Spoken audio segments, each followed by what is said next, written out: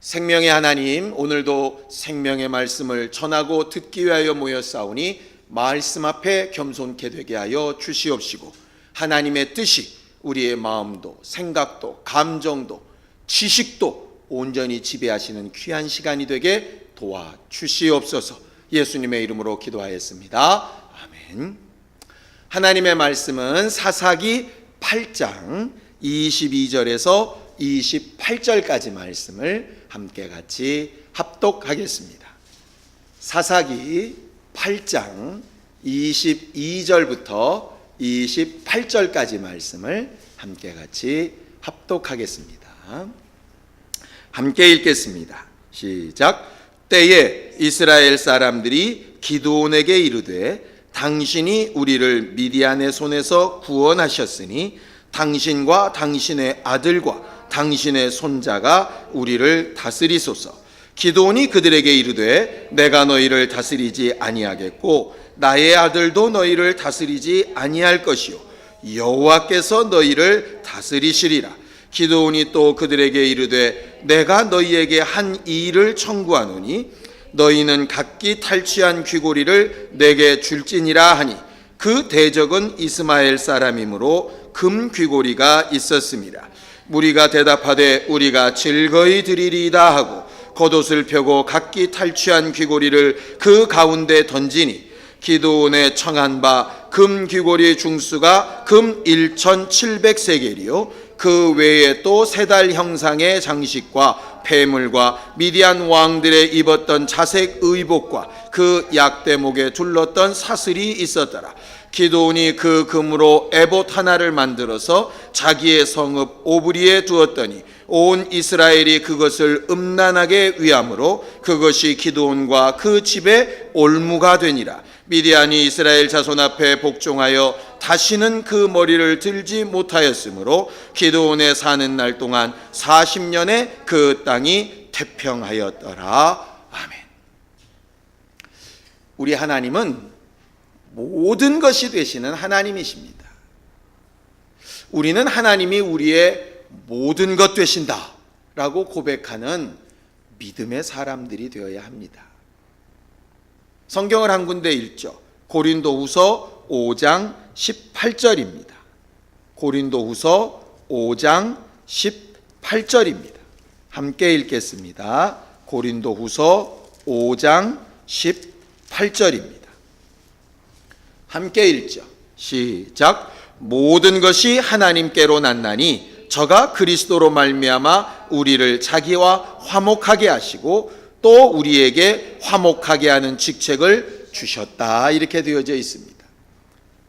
우리는 지난 수요일 날 서로 화답하며 연합하여 하나님 앞에 영광 돌리고 찬양해야 되는 존재라고 하는 것을 배웠지요.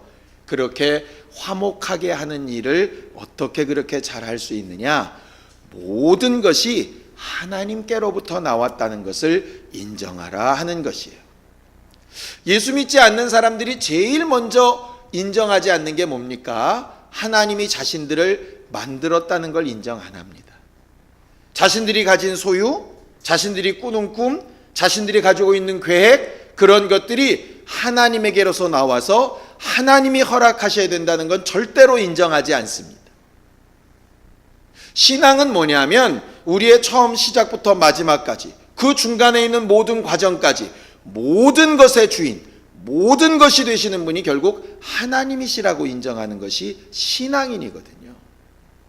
그러니 하나님 앞에 조금이라도 제 것이라 주장하는 것이 있다면 그것은 신앙인의 삶에서 좀 벗어난 것이라고 볼 수 있습니다.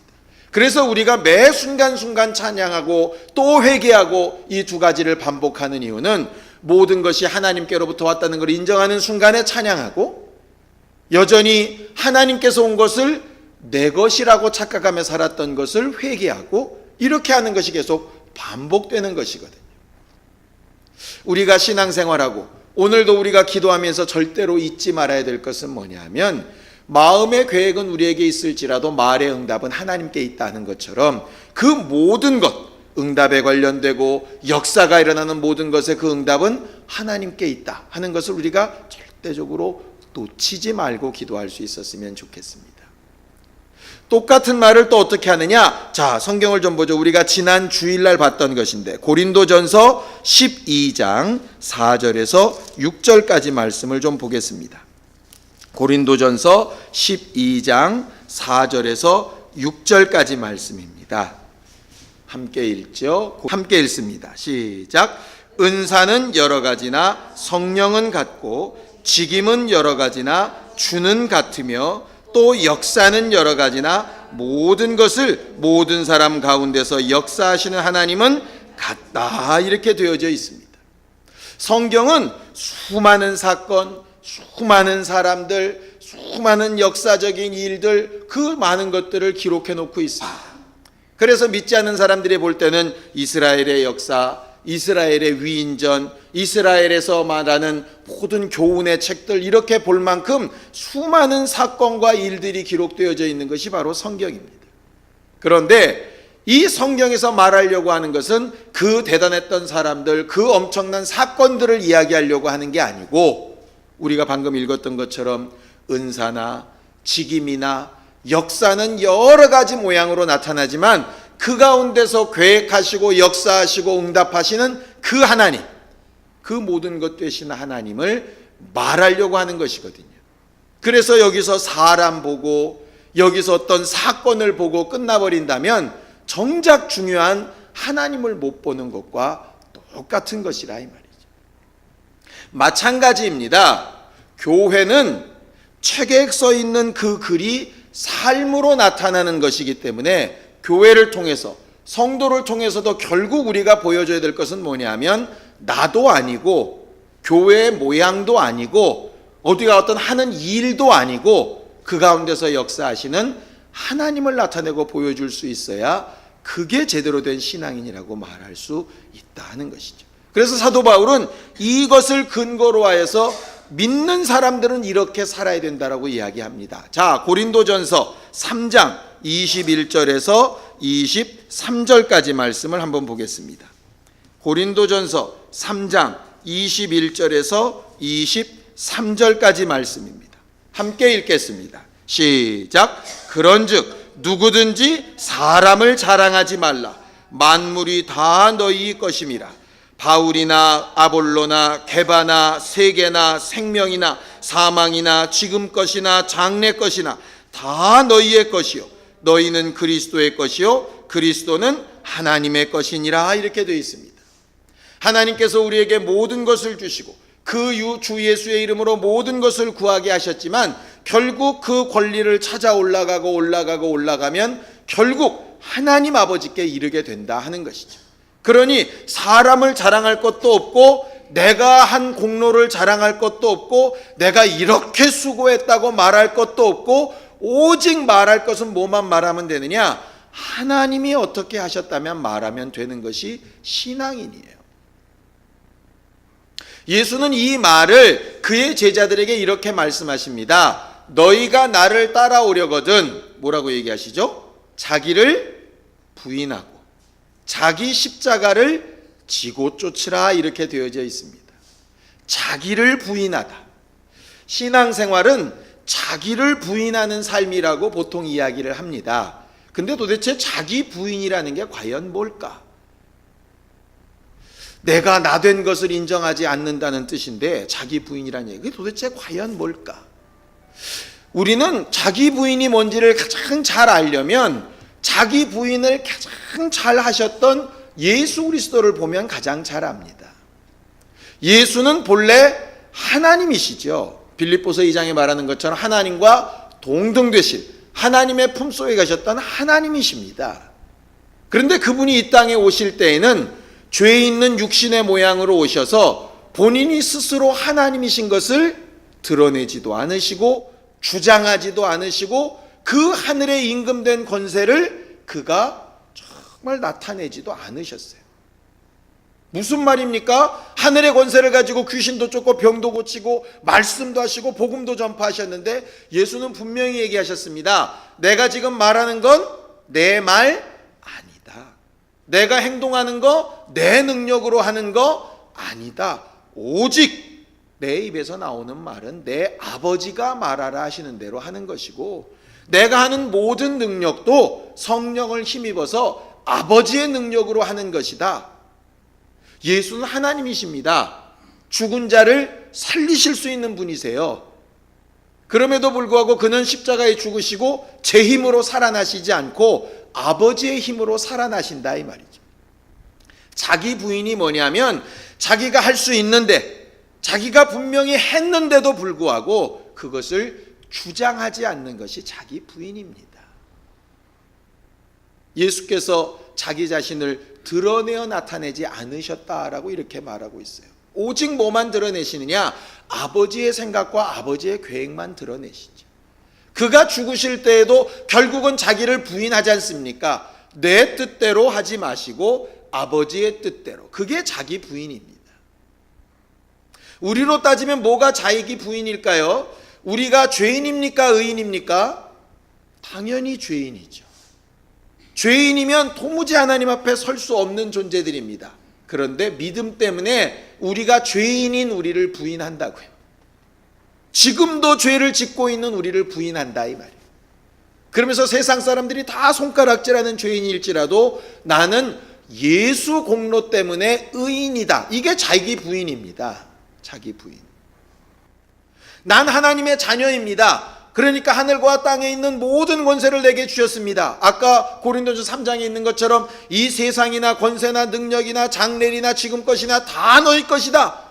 너희가 무엇이든지 구하면 너희 힘으로 다 할 수 있다. 분명히 이렇게 말씀해 놓으셨습니다. 근데 자기 부인은 뭐냐? 그럼에도 불구하고 그것을 나를 위하여 쓰는 것이 아니라 다른 이들을 위하여 쓰는 것이 자기 부인이에요. 자기 부인이라 이 말이죠. 자기가 수고하고 몸부림쳐서 무언가에 쓸지라도 그것을 주장하거나 자랑하거나 드러내지 않고 그 일을 시키시고 이루시고 역사하게 하신 하나님을 드러내는 게 자기 부인입니다.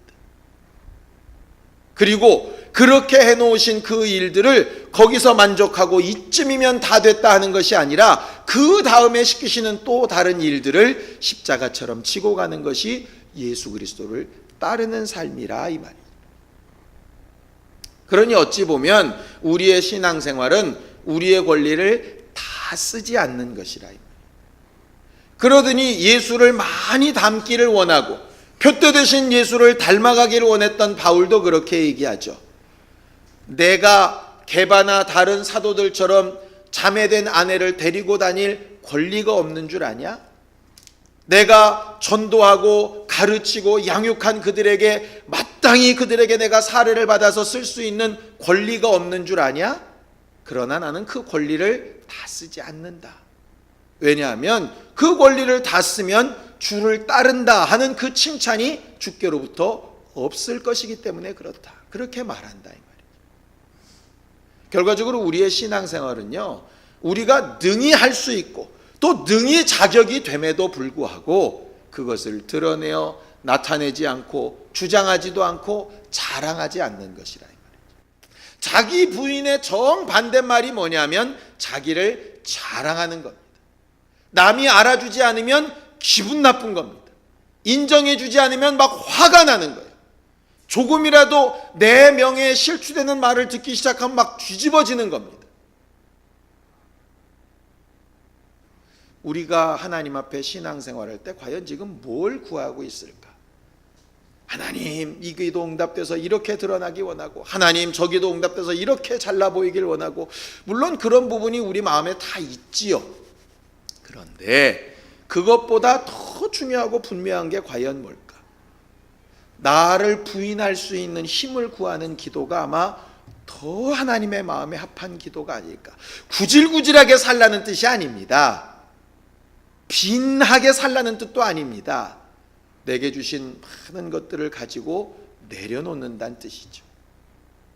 이 말을 자꾸 오해하면 또 어떤 사람들은 이렇습니다. 다 주의 뜻대로 될 겁니다. 하나님 뜻대로 다 될 겁니다. 그러다 보니까 열심히 공부도 안 하고 열심히 돈도 안 벌고 열심히 일도 안 합니다. 뭔가 계획을 세우지도 않고 고민도 하지 않습니다.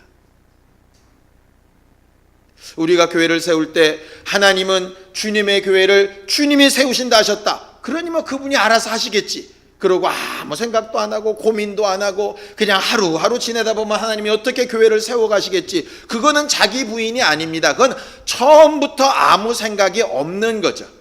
자기 부인의 전제는 뭐냐면 내 계획이 있습니다. 내 바램이 있고요. 내 소유가 있어요. 그런데 그 바램과 소유와 생각을 하나님 앞에 이렇게 내려놓는 거죠. 소위 말해서 헌신하는 거고 봉사하는 거고 내 자신을 포기하고 하나님이 드러나시기를 원하는 거, 그게 결국 자기 부인입니다. 그러니 자기 부인 하려면 먼저 자기 생각, 자기 꿈, 자기 판단, 자기 노력, 자기의 힘, 자기의 수고, 자기 공로 다 있어야죠. 그것이 드러나지 않고 자랑질이 되지 않도록 해야 되는 것이, 그게 신앙생활이라 이 말이에요. 예수의 제자들이 그렇게 살았습니다. 그들은 힘써서 기도하고 힘써서 전도하고 병낫기를 위해서 그들을 위해서 몸부림쳐서 역사했습니다. 그리고 나서 이적이 나타났을 때 절대로 자기에게 영광 돌리지 않고 하나님이 하셨다고 이야기를 하죠. 오늘 성경 본문으로 돌아가면은요, 사사기 8장에 기드온이 300용사를 가지고 완전히 미디안 군대를 이기고 그 다음에 이제 돌아오는 얘기들이 쓰여져 있습니다. 이때 기드온은 정말 믿음의 사람답게 계속해서 자기를 부인하는 일을 이렇게 하게 됩니다. 첫 번째 뭘 부인했느냐? 에브라임 족속과의 다툼이 생겼는데 자기 자신을 부인해요. 자, 8장 1절부터 3절까지 말씀을 함께 읽겠습니다. 8장 1절부터 3절입니다. 함께 읽죠. 시작. 에브라임 사람들이 기드온에게 이르되 내가 미디안과 싸우러 갈 때에 우리를 부르지 아니하였으니 우리를 이같이 대접함은 어찌미뇨 하고 크게 다투는지라. 기드온이 그들에게 이르되 이제 나의 행한 일이 너희의 한 것에 비교되겠느냐? 에브라임의 끝물 포도가 아비에셀의 만물 포도보다 낫지 아니하냐? 하나님이 미디안 방백 오렙과 스엡을 너희 손에 붙이셨으니 나의 한 일이 어찌 능히 너희의 한 것에 비교되겠느냐? 기드온이 이 말을 하매 그들의 노가 풀리니라 이랬습니다. 무슨 얘기냐?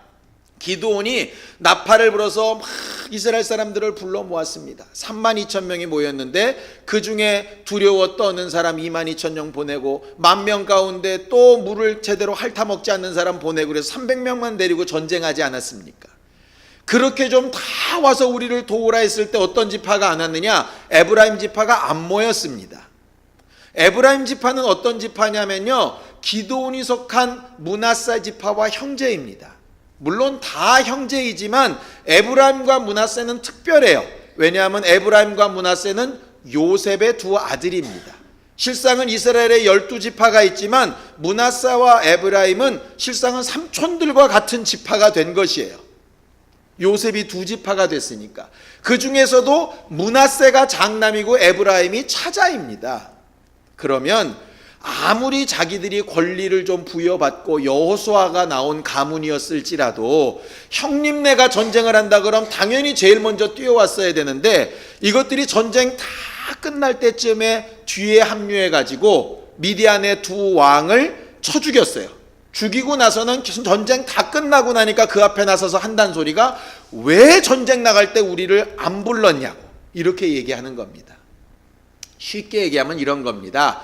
어떤 교회 행사가 크게 있는데 그냥 전체적으로 광고할 때는 안 듣고 딴소리 하는 거예요.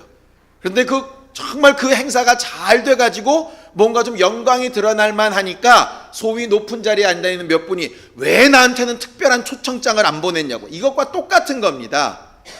상황이 이 정도 되면 기드온은 뭐라고 얘기해야 될까요?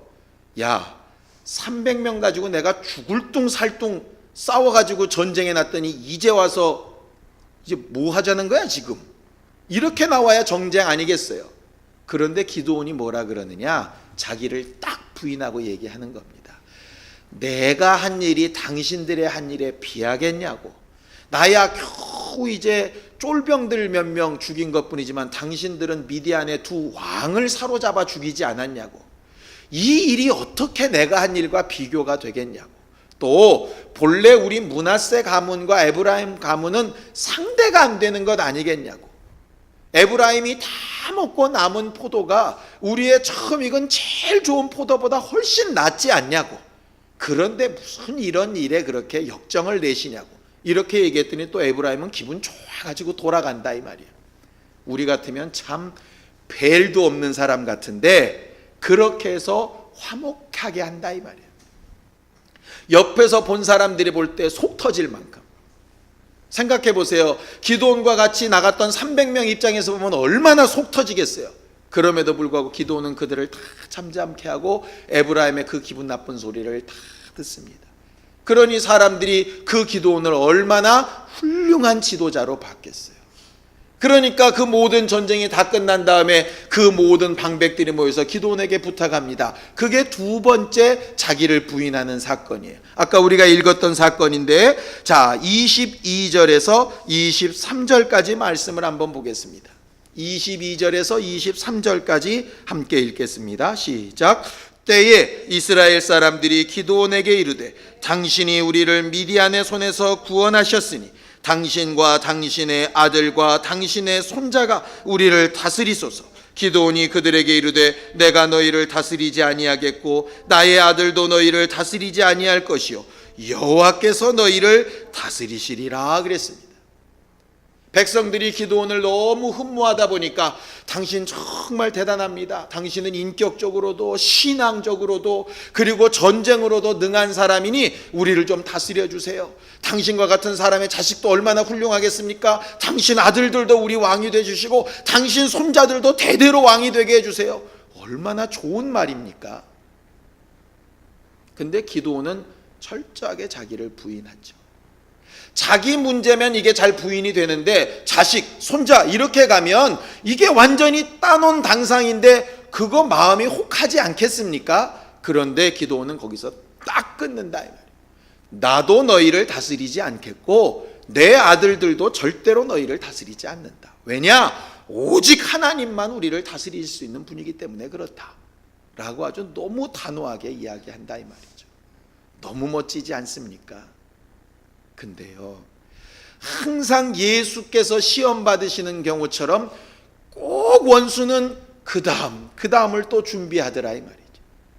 기록되어 있지 않지만 분명히 이스라엘 사람들이 그럼 우리들의 이 사랑하는 마음이라도 좀 어떻게든 표현하게 해달라고 분명히 그렇게 아마 얘기했을 겁니다. 그랬더니 기드온이 겨우 마지못해서 허락한 것이 그 다음에 나타나죠. 자 24절 보겠습니다. 24절 시작. 기드온이 또 그들에게 이르되 내가 너희에게 한 일을 청구하노니 너희는 각기 탈취한 귀고리를 내게 줄지니라 하니 그 대적은 이스마엘 사람이므로 금 귀고리가 있었음이라 그랬습니다. 금 귀고리가 크면 얼마나 크겠습니까? 크면 클수록 귀가 다 늘어질 텐데. 그러니 실제로 기드온은 많은 것을 구한 것은 아니었을 거예요. 그들이 하도 마음을 그렇게 표현하니까 그럼 조금이라도 그런 마음만이라도 받겠다고 했을지 모르겠습니다. 그랬더니 그들의 마음이 커서 잔뜩 모아놓은 것이 너무너무 많은 양의 금귀고리가 된 것이죠. 그것뿐만 아니라 재물도 주고 보석도 주고 옷도 갖다 주고 그 다음에 왕들이 쓰던 세달 장식이라 그러는 게 뭐냐 하면 그 이스마엘 사람 그 미디안 사람들이 섬기는 것이 월신이거든요. 달의 여신이에요. 그러니까 그 우상되는 그 상징물이란 뜻입니다. 그것까지 줬는데 그것까지 다 받은 거예요. 받았으면 좋습니다. 그 받은 걸 가지고 자기랑 같이 일했던 300용사한테 좀 다 나눠주고 이러면 얼마나 좋았겠어요. 그런데 결국은 맨 마지막에 자기가 그래도 한 그 공로, 자기가 그래도 정말 하나님의 도우심을 했다는 그 기념비, 그거를 좀 어떻게든 기념물로 남겨보려고 그 황금을 가지고 그것도 아주 신앙적인 색태가 짙은 에봇을 하나 만들었습니다. 에봇이 뭐냐면 제사장들이 입는 조끼예요. 조끼. 금으로 된 에봇이 입을 수 있겠습니까? 사용하는 에봇이 아니라 그냥 기념물로 놔둔 에봇이죠. 쓰지 못하는 것이에요. 그는 그냥 300용사를 가지고 이긴 기념비 정도로 생각했을지 모르겠습니다. 문제는 뭐냐? 그가 죽은 이후에 이스라엘 사람들이 기드온의 에봇이라 그래가지고 그걸 음란하게 섬겨가지고 그게 점치는 도구 내지는 우상숭배의 도구가 되어서 기드온과 그 집의 대대로 올무가 되었더라 이랬습니다. 참 안타까운 건 예수 그리스도처럼 세 번째도 좀 자기를 부인했으면 얼마나 좋을까. 창세기에 보면 비슷한 사건이 나타나죠. 소돔과 고모라 땅에 이방 사람들이 침략을 해서 조카 롯과 함께 많은 사람들을 잡아갔을 때 아브라함이 가서 전쟁하는 얘기가 나옵니다. 그때 숫자도 비슷합니다. 기드온은 300명 데리고 나갔는데 아브라함은 318명을 데리고 나갔어요. 그리고 나서 전쟁에서 이기고 돌아오고 멜기세덱한테 11조를 바치고 그 다음에 소돔 왕이 뭐라고 얘기하느냐, 사람들은 우리에게 돌리지만 재물은 아브라함 다 너 가져라. 그럴 때 아브라함이 뭐라고 얘기하느냐, 그렇게는 못하겠다. 왜냐, 하나님이 나를 부욕해 하실 건데 너희들의 손으로 나를 부욕했다는 말이 들릴까 봐 나는 그건 안 하겠다. 단지 내게는 필요 없지만 내 종으로 길렀던 318명, 이 사람들은 수고했으니까 그들의 수고비나 좀 쳐주고 내게는 아무것도 줄 필요 없다. 아주 단호하게 딱 잘라 끊는다 이 말이죠. 그 다음에는 자기 부인을 갖다 모시는 막벨라 구를 살 때도 철저하게 자기 돈을 주고 가서 사서 하나님께서 주신 것으로 하려고 명확하게 선을 긋는다 이 말이에요. 만약에 기드온이 마지막을 막 부인하려고 할 때 아브라함이 생각났었으면 어땠을까? 우리는 어떤가요? 집사님 대단하십니다. 전도사님 정말 훌륭하십니다. 이거 목사님 정말 은혜 받았습니다. 정말 대단하십니다. 아이고 아닙니다. 보통 그렇게 얘기하죠. 두 번째 들을 때도 민망하게 그러지 마세요. 그럽니다. 그런데 원수가 가만히 있을까요? 계속 듣고 또 듣고 일하다 보면 어떤 현상들이 벌어지냐, 다른 집사가 하는 게 눈에 안 들어옵니다. 다른 전도사님들이 하는 게 마음에 안 들기 시작해요. 다른 목사들이 점점 우습게 보입니다. 그리고 내 앞에서 한 그 말들이 어느덧 내게 남아서 쓰지 못할 애볕처럼 나를 자꾸 감싸기 시작합니다. 그래도 난 이 정도 되는데, 그 다음부터는 누가 그런 말을 안 해주면 괴롭습니다. 왜 말을 안 하는 거야? 날 좀 인정해 줬으면 좋겠는데, 나는 대답할 말까지 준비하고 있는데, 아니요 하나님이 하셨습니다 이렇게 말하고 싶으면서 으쓱하고 싶은데 왜 자꾸 날 인정 안 해주는 거야? 이상한 쪽으로 자꾸 갑니다. 기도를 굉장히 많이 하는 거 중요한 일이죠. 그런데 기도를 많이 하고 응답받고 이적을 보고 역사를 보고 참 좋은데 그것이 반복되면서 기도 많이 하는 사람, 이런 말을 듣게 되면 어느 틈엔가 자기가 성경을 가르칠 때는 정말 처음에 좋더니 어느 정도쯤 되면 잘 가르치는 사람이 돼버립니다. 설교 잘하는 사람이 돼버리고요, 전도 잘하는 사람이 됩니다. 잘못됐다는 거 아닙니다. 그 공로 당연히 있어야 됩니다. 그런데 끝까지 우리가 기도하고 구하고 내 입과 내 마음에서 절대적으로 회개하면서 하나님 앞에 몸부림쳐야 될 것은 뭐냐면, 나도 모르는 순간에 부인하다가 나도 모르는 순간에 인정하고 기념물 삼고 스스로 높이고 하는 일로 가지 않도록 계속해서 기도하는 일이 있어야 한다 이 말이죠. 간혹 이런 얘기를 말합니다. 우리의 신앙생활은 주의 공로로 하는 거냐, 우리의 공로로 하는 거냐, 어느 쪽이 맞습니까? 정답은 둘 다가 맞습니다. 주의 공로도 있어야 하고 우리의 공로도 있어야 합니다. 그런데 인정하는 쪽에서는 어떻게 해야 되느냐, 우리는 우리 공로 아무것도 아니고 오직 주의 공로로 된 것이라고 인정해야 되고, 예수는 마지막 때에 예수의 공로 말고 정말 너희의 수고를 내가 기억한다 해서 그 공로를 정말 인정하시고 면류관으로 갚으시는 것이 온전한 방법입니다. 그런데 이것이 뒤집어져 버리면 이상해진다 이 말이에요. 사람들은 인정해 주지 않을 수 있습니다. 거기에 혹시 요동하고 있다면, 그것이 혹 답답하고 괴로워지고 있다면, 그렇다면 우리는 이미 자기 부인에서 실패하고 있는 사람일지 모릅니다. 그렇게 되면 결과가 어떻게 되느냐? 기드온과 그 자손의 올무가 되는 것처럼 뭔가 올무가 잡혀진다 이 말이죠. 원수는 끝없이 계속 공격할 겁니다. 못하면 못한다고 정죄할 거고요, 잘하면 잘한다고 붕 띄울 겁니다. 어느 쪽이든 원수의 속살거림에 빠지지 않으려면 계속해서 자기를 부인하는 겁니다. 정죄받아 죄인일 때는 아니다, 나는 죄인 아니고 주의 공로 때문에 의인 되었다, 자신을 정말 부인해야 되고, 너 정말 대단하다, 너무너무 수고했다 할 때 아니다, 내 수고는 예수의 공로에 비하면 정말 아무것도 아니니 나를 주장하거나 자랑할 게 없다 하는 것이 돼야 한다 이 말이에요.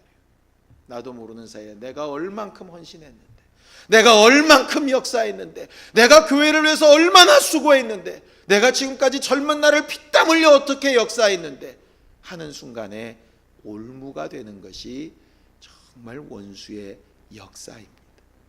우리는 이 저녁에 기도할 때 많은 것을 기도할 겁니다. 더 기도할 수 있는 능력도 구할 거고, 많은 은사들도 구할 거고, 하나님 앞에 또 사람들 앞에 정말 주님 하실 크고 중하고 아름답고 풍성한 일들, 정말 누가 봐도 입이 떡 벌어지고 이야 정말 부럽다 이럴 만한 많은 사역들을 분명히 우리가 구할 겁니다. 물질이 됐든 모여지는 부분이 됐든 학업이 됐든 뭐든 당연히 구하는 건 맞습니다. 그런데 구하고 응답받고 그 다음에 정말 내 자신의 공로나 내 수고를 부인할 수 있는, 말은 부인하지만 속은 아닌 이런 거 말고 정말 속사람부터 할 수 있는 그런 감시받는 눈빛과 그런 공로를 인정할 수 있는 믿음을 구하는 것도 함께 간구했으면 좋겠습니다.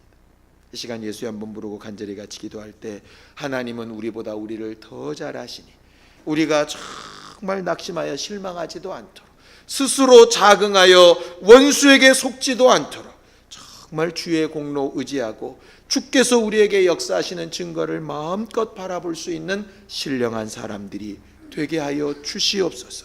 예수의 한번 부르고 간절히 같이 함께 기도하겠습니다.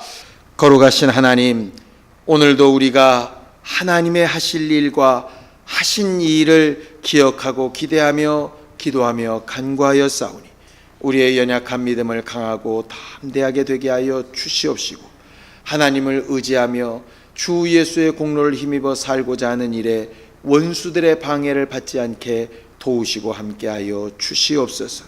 우리에게 있어야 될 것과 마음의 소원을 아시는 주여, 하나님이 우리의 모든 것이 되시오니 때마다 일마다 하나님의 하신 일만 증거하며 말할 수 있는 믿음의 담력들로 우리와 함께 역사하여 주시옵소서. 피곤한 육체들을 강하고 정말 튼튼하게 되어지게 하여 주시옵시고, 우리도 모르는 사이에 원수가 들어와서 방해하는 모든 일에 치료하시며 온전케 하시는 역사가 드러나게 하여 주시옵소서. 세상은 정말 병으로 인해서 두려워 떨며 근심하나 우리는 다른 것이 아니라 내 영혼을 주 예수의 공로에 의지하고 하나님께서 또 내 공로를 인정해 주실 일에 기대하고 소망 가지는 것으로 신앙생활 잘 할 수 있으며, 그것을 의지할 때에 영혼도 육체도 환경도 형편도 정말 병도 이겨 승리할 수 있는 믿음의 사람들로 삼으시고 인도하여 주시옵소서. 자유한 심령, 하나님을 기쁘시게 하는 성령 충만한 믿음의 사람들 다 되도록 우리 모두를 도우시고 역사하여 주시옵소서. 예수님의 이름으로 축복하며 기도하였습니다. 아멘. 이제는 우리 주 예수 그리스도의 은혜와 하나님 아버지의 극진하신 사랑과 성령님의 감동하시고 역사하시며 깨닫게 하시는 분명한 증거가 우리의 공로가 아니라 오직 주 예수의 공로를 인정하며 증거하며 자랑하며 그것으로 기뻐하기를 원하는 모든 주 예수의 사람들 위해 이제부터 영원까지 함께 있을지어다. 아멘.